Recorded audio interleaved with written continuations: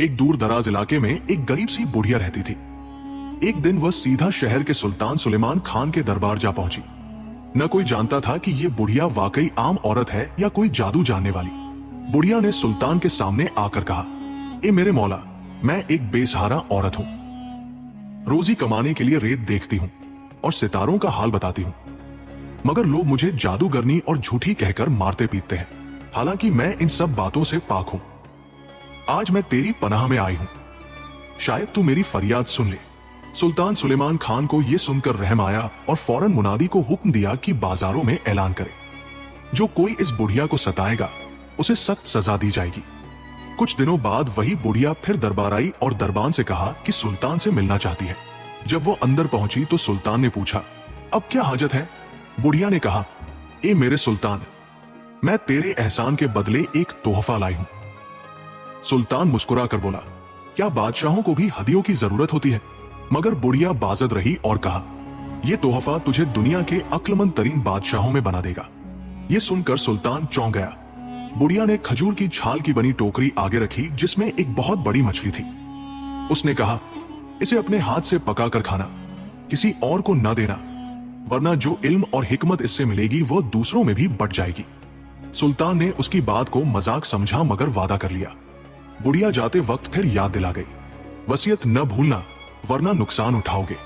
सुल्तान ने मछली देखी और सोचा, अगर ये बुढ़िया सच कह रही हो तो।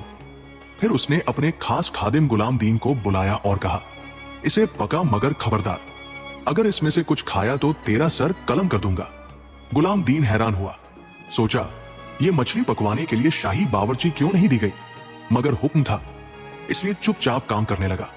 जब मछली को साफ किया तो उसने देखा कि ये आम मछलियों से बिल्कुल मुख्तलिफ है। जब तेल में डाली तो खुशबू सारे बावर्ची खाने में फैल गई। गुलाम दीन अपने आप को रोक न सका और छोटी सी बूटी तोड़कर चख ली। अचानक उसके कानों में अजीब सी सरगोशियां होने लगी। उसने गौर किया तो एक बिल्ली को मछली के पास बैठे देखा, जो कह रही थी, वाह क्या खुशबू है, मौका मिले तो मैं भी इस मछली का जायका चखूंगी। गुलाम दीन घबरा गया, सोचा ये कैसे मुमकिन है कि बिल्ली बात करे, मगर फिर मुस्कुरा दिया और समझ गया कि मछली वाकई गैर मामूली है। उसने अपनी गलती छुपाने के लिए मछली पर मसाले और आटे की तह लगाकर दोबारा तल दिया ताकि सुल्तान को कुछ शक न हो। जब खाने का वक्त आया तो सुल्तान सुलेमान खान ने वो मछली बड़े शौक से खाई और कहा, गुलाम दीन, घोड़े तैयार करो, हम आज जंगल की सैर को निकलते हैं। दोनों अपने घोड़ों पर सवार होकर निकले। जंगल पहुंचे तो अचानक गुलाम दीन ने सुना कि उसका घोड़ा दूसरे घोड़े से कह रहा है, कितना अच्छा लग रहा है खुली फिजा में दौड़ना। अस्तबल में कैद होकर दिल घबरा गया था। सुल्तान के घोड़े ने जवाब दिया, सच कहते हो, मगर अफसोस हम आजाद नहीं हो सकते। अगर मैं जरा सा भी तेज दौड़ा तो ये शख्स जमीन पर गिरकर चिकना चू हो जाएगा। ये बात सुनकर गुलाम दीन जोर से हंस पड़ा। सुल्तान ने चौंक कर पूछा, बता किस बात पर हंस रहा है? गुलाम दीन ने झिझकते हुए कहा, जहां पनाह, एक पुरानी बात याद आ गई थी, इसलिए हंसी निकल गई। लेकिन सुल्तान के दिल में शक बैठ गया। वो सोचने लगा, क्या गुलाम दीन वाकई घोड़ों की बातें समझ गया है? सुल्तान सुलेमान खान के दिल में शक बैठ गया था कि गुलाम दीन ने यकीनन मछली में से कुछ खाया है। वह बार बार बुढ़िया की वसीयत याद करता और दिल ही दिल में कढ़ता रहा। जब दोनों वापस महल पहुंचे तो सुल्तान ने गुलाम दीन को हुक्म दिया, खाने की तैयारी करो और मेरे करीब खड़े होकर ये पानी का प्याला थामे रखो जब तक मैं खा न लूं। गुलाम दीन खामोशी से हुक्म बजा लाया। उसी दौरान दो परिंदे महल के हॉल में आ घुसे। उनमें से एक की चोंच में सुनहरी बाल की एक लट थी। वो दूसरे परिंदे से बोला, ये देख, ये बाल उस शहजादी का है जिसके बाल सोने जैसे हैं। दूसरा परिंदा वो लट छीनने लगा, मगर वो हाथ से छूटकर जमीन पर गिरी और ऐसी आवाज निकली जैसे कोई सोने का सिक्का गिरा हो। गुलाम दीन के हाथ से पानी का प्याला छूट गया और वो हड़बड़ाकर पीछे हट गया। सुल्तान ने तेज निगाहों से उसे घूरा और कहा, अब न इनकार कर सकता है न बच सकता है। तूने जरूर मछली खाई है, वरना परिंदों की बातें कैसे समझ सकता है? गुलाम दीन कांपता हुआ जमीन पर गिर गया और हाथ जोड़कर माफी मांगने लगा। जहां पनाह, गलती हो गई, शैतान ने बहका दिया, मुझे माफ फरमा दीजिए। मगर सुल्तान ने तलवार खींच ली। जैसे ही वो वार करने ही वाला था, उसकी नजर जमीन पर पड़ी हुई सुनहरी लट पर जा ठहरी। वो रुक गया, चौंक कर उसे उठाया और रोशनी की तरफ देखा। वह बाल सूरज की किरणों की तरह जगमगा रहा था। सुल्तान ने कहा, गुलाम दीन, अगर इस सुनहरी लट की मालिक शहजादी को ढूंढ लाया तो तेरी जान बख्शी कर दूंगा, वरना तेरा सर काट कर महल के दरवाजे पर लटका दूंगा। गुलाम दीन मजबूरन उठा, सुल्तान से कुछ ज़ादेरा और अशरफी अली घोड़े पर सवार हुआ और सफर पर निकल खड़ा हुआ। वह दिन रात वादियों, सहराओं और जंगलों में सरगर्दा फिरता रहा। कई दिन की भूख, प्यास और थकन ने उसे तोड़ डाला। आखिर एक रात उसने दिल ही दिल में तौबा की और कहा, अगर इस बार जान बच गई तो कभी दूसरों की चीज को हाथ नहीं लगाऊंगा। उसी दौरान उसने देखा कि एक दरख्त के नीचे आग भड़क उठी है। करीब जाकर देखा तो वो आग चींटियों के बड़े घोंसले तक पहुंच रही थी। हजारों चींटियां अपनी बच्चियों को बचाने के लिए इधर उधर भाग रही थी।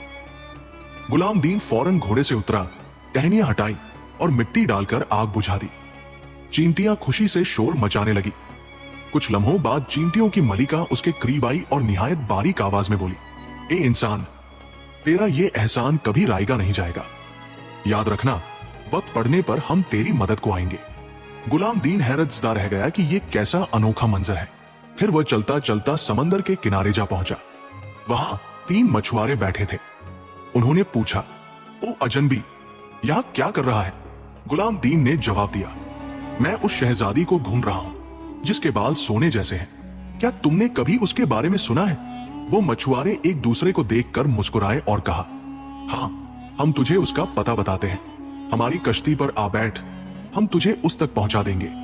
गुलाम दीन खुशी खुशी कश्ती में सवार हो गया, मगर जैसे ही कश्ती समंदर के बीच पहुंची, वो मछुआरे उस पर टूट पड़े। उसके पास की सारी रकम छीन ली और उसे समंदर में फेंक दिया। गुलाम दीन डूबने लगा। उसने मौत को अपने सामने खड़ा पाया, मगर उसी वक्त एक लकड़ी का तख्ता तैरता हुआ मिला, जिसे पकड़कर वो बड़ी मुश्किल से दोबारा साहिल पर पहुंच गया। हलकान होकर रेत पर बैठ गया और रोने लगा, या अल्लाह, पहाड़ों, जंगलों, दरियाओं सब काट डाले, मगर शहजादी का पता न चला। अब क्या करूं? कहां जाऊं? अभी वह सोच ही रहा था कि अचानक आसमान पर 2 बड़े बाज नुमाया हुए। वो आपस में लड़ने लगे, यहां तक कि एक जख्मी होकर जमीन पर आ गिरा। गुलाम दीन दौड़ता हुआ उसके पास पहुंचा। जख्मी बाज ने कमजोर आवाज में कहा, अगर मेरी जान बचाना चाहता है तो सामने वाले टीले पर जा। वहां कुछ अजीबो गरीब जड़ी बूटियां हैं, उन्हें लेकर आओ। गुलाम दीन ने जल्दी से जाकर पत्ते तोड़े और निचोड़कर उसके मुंह में डाल दिए। चंद लम्हों में जख्म भर गया और बाज सेहतमंद हो गया। वो बाज गुलाम दीन को देखकर बोला, ए इंसान, तेरा दिल नेक है, इसीलिए रब ने तुझे मेरी मदद के लिए भेजा। अब बता, तू इस वीराने में क्या तलाश कर रहा है? गुलाम दीन ने पूरी दास्तान सुनाई। बाज ने गौर से सुनी और कहा, वो शहजादी समंदर के पार नहीं, बल्कि चांदी के पहाड़ में है, यहां से 2 दिन की मसाफत पर। लेकिन मुहतात रहना, उस पहाड़ के गिर्द खौफनाक कीड़े मकोड़े रहते हैं। गुलाम दीन ने अल्लाह का शुक्र अदा किया और अज़्म करके बोला, चाहे जान चली जाए, मैं शहजादी तक जरूर पहुंचूंगा। गुलाम दीन ने जब बाज से शहजादी का पता जाना तो उसने अज़्म किया कि चाहे जान चली जाए, मगर वो अपनी जान बचाने के लिए ये मुहिम पूरी करेगा। बाज ने कहा, अगर तू वाकई शहजादी यास्मीन के दीदार का ख्वाहिशमंद है तो सुन, मैं तेरे ऊपर से परवाज करता रहूंगा ताकि तुझे महफूज रास्ता दिखाता जाऊं। मगर मुहतात रहना, यह सफर आसान नहीं। गुलाम दीन ने बाज का शुक्रिया अदा किया और उसने वो बाकी जड़ी बूटियां भी अपने साथ बांध ली जिनसे बाज का जख्म भरा था। फिर वह आगे बढ़ा। बाज फिजा में परवाज करता रहा और उसे दाएं बाएं के खतरों से बचाता रहा, यहां तक कि गुलाम दीन बगैर नुकसान के चांदी के पहाड़ तक पहुंच गया। पहाड़ के दामन में खड़े होकर उसने ऊपर निगाह डाली। बुलंद चोटी पर एक शानदार सल्तनत थी। चमकती हुई दीवारें और चमकती छतें, जैसे सूरज की किरणें पहाड़ पर उतर आई हों। जब उसने लोगों से एक सरायशाही का पूछा